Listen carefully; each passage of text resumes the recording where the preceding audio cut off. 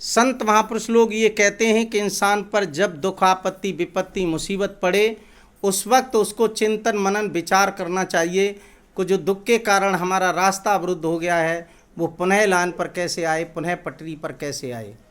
जहाँ तक जन्म और मृत्यु की बात करोगे तो जीवन में अकाट सत्य है कि जो दुनिया में आया है वो एक दिन जरूर संसार से जाएगा, लेकिन समय पर आना और समय पर जाना दोनों ही अच्छे लगते हैं। कुछ समय आना कुछ समय जाना दोनों ही अच्छे नहीं लगते हैं। आज जब 80 साल की मृत्यु किसी की होती है तो हमें दुख नहीं होता है, लेकिन जब वही मृत्यु 50 साल से नीचे हो जाती है तो रोने के सिवा कुछ भी दिखाई नहीं देता है। बस यही समय और कुछ समय की मृत्यु होती है। और जब कोई घटना घर में घट जाती है तो निश्चित तरीके से हमें रोने के सिवा कुछ भी दिखाई नहीं देता है। लेकिन बहनों भाइयों, मैं आपसे एक बात करना चाहता हूँ, रोना किसी भी समस्या का समाधान नहीं होता है। रोने से आज तक किसी का दुख दूर नहीं हुआ। रोने से आपके शरीर में रोग आएगा, पीड़ा आएगी, दर्द आएगा, डिप्रेशन जैसी बीमारी बन जाएगी, लेकिन दुख दूर नहीं होगा। तो हमें करना क्या चाहिए? जिस समय इंसान पर दुख आपत्ति विपत्ति मुसीबत पड़े उस वक्त उसको विचार और चिंतन मनन करना चाहिए कि जो दुख के कारण ये रास्ता अवरुद्ध हो गया है वो पुनः लाइन पर कैसे आए, पुनः पटरी पर कैसे आए। इन सारी बातों का विचार करना चाहिए। आज श्रद्धेय जोगेंद्र जी हमारे बीच में नहीं है, क्या उनके पीछे पूरा घर रोता रहेगा? तो सच बताना, क्या वो लौट के आ जाएंगे? आप रोइए, हम रोएं, पूरा संसार रोना शुरू कर दे, लेकिन वो लौट करके नहीं आएंगे।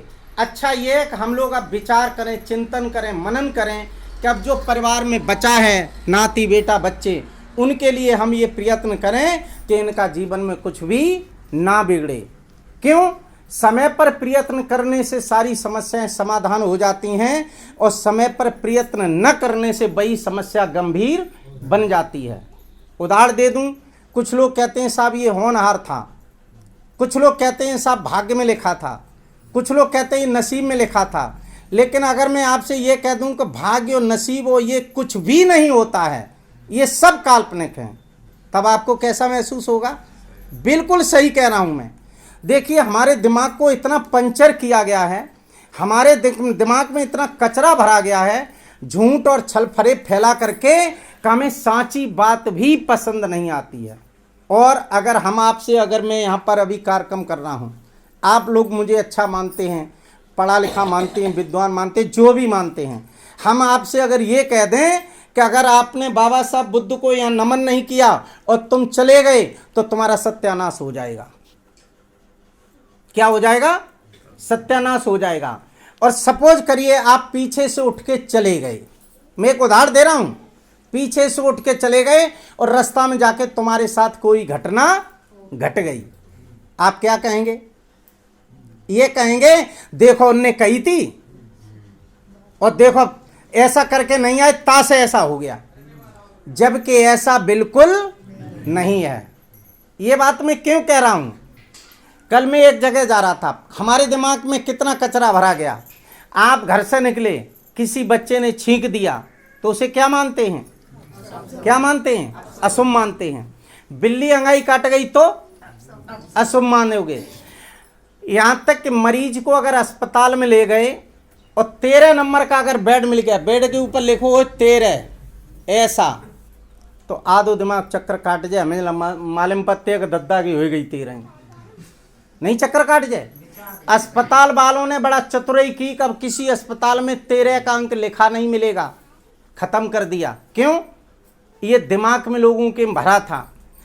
आज एक कहावत बोली जाती थी पहले के 3 कौशल में मिले जो काना और लौट आए तो बहुत सियाना, यानी घर पे मिलो और काना मिल जाए काना तो लौट आओ सोई नहीं के हो, नहीं कहते थे लोग। लेकिन मैं आपको बता रहा हूँ, मैं जिस मोहल्ले में गली में रहता हूँ वहाँ बगल में एक हमारा रिश्ते में साले लगते हैं और एक आँख बिल्कुल बंद है, और जैसे ही आप गली से निकलोगे तो ठीक रास्ते पे ही रोज बैठे मिलते हुए, पर डे का नियम है। कल मैं एक कार्यक्रम करने गया था अपने गांव से लगभग 30 किलोमीटर दूर, मोटरसाइकिल घर से निकाली, बच्चे ने कहा पापा ये स्टार्ट होने में दिक्कत दे रही है।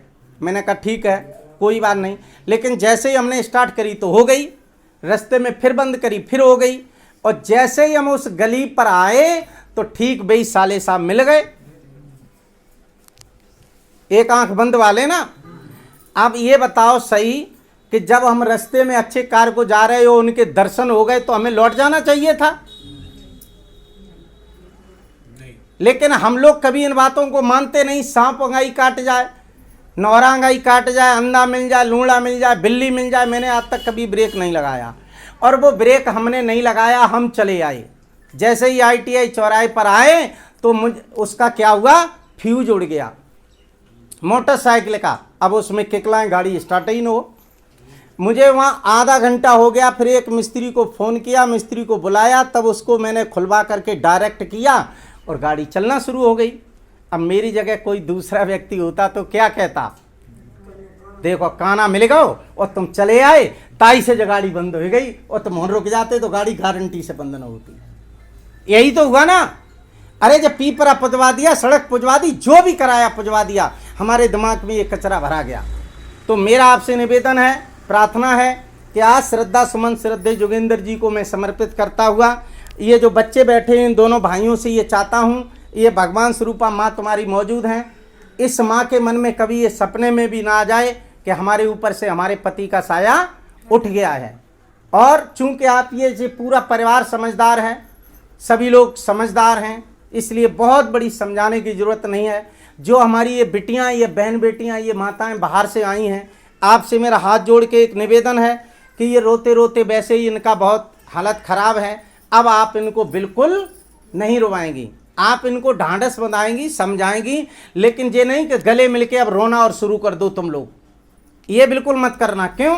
रोने से शरीर में रोग पीड़ा दर्द आएगा, डिप्रेशन जैसी बीमारी बन जाएगी। तो अब बिल्कुल ये नहीं है कि आप लोग इन्हें रुलाएं, इनको ढांढस बताएं, जो हो गया उसको हम लौटा नहीं सकते हैं। इसलिए हम खास तौर से आपसे ये कहना चाहता हूँ कि हम लोग वैज्ञानिक तर्क वाले बने, विचार वाले बने। आज जब कोई कार्य हमारे हाथ से और कर्म से बिगड़ जाता है तो हम उस नसीब को ठोंकते हैं, भाग्य को ठोंकते हैं, भगवान को कहते हैं। जैसे उदाहरण के तौर पर बता दूं, आपको सपोज करिए आज बुखार आ गया और आपने टाइम से उसकी दवा नहीं ली और धीरे धीरे आपके शरीर में वो बुखार बना रहा, तो गारंटी है कि वो बुखार 10 दिन बाद टाइफाइड रूप में बदल जाएगा। नहीं बदल जाएगा? टाइफाइड में बदल जाएगा। और टाइफाइड इतना धीरा धीरा हल्का हल्का बुखार होता है कि वो महीनों बना रहता है और पता नहीं चलता है। और जब पता नहीं चलेगा तो निश्चित तरीके से जब वो महीने 2 महीना बना रहेगा तो वो हेपेटाइटिस बन जाएगा। और जब वो हेपेटाइटिस बन जाएगा, एक दिन आपकी मृत्यु हो जाएगी। फिर आप सभी लोग क्या कहेंगे कि साहब जो होनहार आती, यही कहेंगे ना। लेकिन मैं अगर ये कह दूं कि होनहार ये बिल्कुल नहीं थी। क्यों? आपको जिस दिन बुखार आया था आप उसी दिन अगर इलाज ले लेते तो ये हेपेटाइटिस बनने की नौबत कभी नहीं आती। बस इसीलिए आपसे कहता हूं कि समय पर जाग जाइए, समय पर विचार कीजिए, समय पर उपाय कीजिए। समय रहते अगर आपने उपाय कर लिया तो आप ठीक रहेंगे, और समय गुजरने के बाद आप कुछ भी नहीं कर पाएंगे। इसलिए खास तौर से हम एक चर्चा आपके बीच में ये करना चाह रहे हैं कि आपके क्षेत्र में शायद ये 13वीं बिल्कुल अब यहाँ बंद हो गई होगी। लोग करते हैं, थोड़े बहुत करते हैं। अच्छा, चलिए मैं थोड़ी सी 13वीं पर ये चर्चा करना चाह रहा हूँ कि जो आज 13वीं आप लोग करते हैं,